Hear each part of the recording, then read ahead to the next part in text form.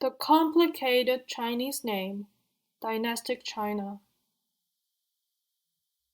In modern China, a person's name is consisted of two parts, the surname, 姓, and the given name, 名.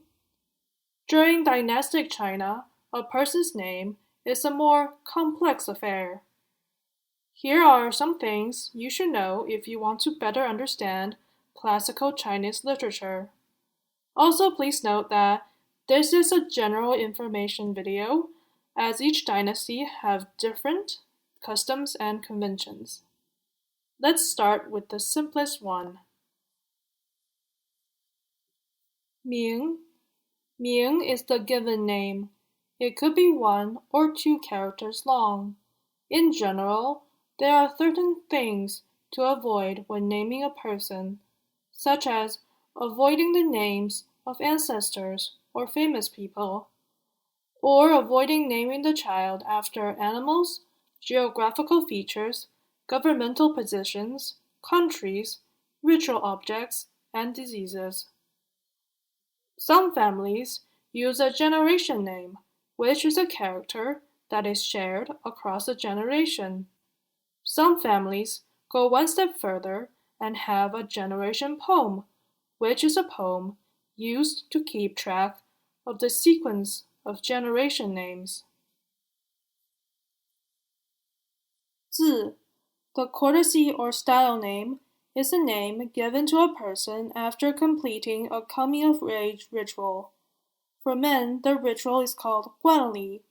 It happens when a man is 20 years old and indicates that he is of marrying age and is a full adult. For women, the ritual is called 祭礼, which happens at age 15.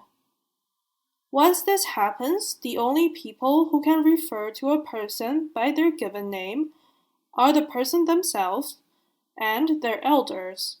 Their peers will refer to them by their courtesy name as a sign of respect. 号. This word could also mean a nickname given to the person by other people, but I'm going to focus on pseudonyms people give themselves. Many scholars, poets, and artists love signing their works with their pseudonyms, or 号. I feel like an example would help with understanding. Take the famous Tang Dynasty poet Li Bai. His surname is Li. His Ming, given name, is Bai. His Zi, courtesy name, is Tai Bai. And his Hao, pseudonym, is 青莲居士. 姓氏. Nowadays, these two characters mean the same thing, family name or surname. There was a period in history where they indicated different things. 姓. It is speculated that 姓 existed since tribal times and is used to indicate people who share ancestors with each other. One rule that existed since early China is that people with the same 姓 cannot marry. This taboo still exists today.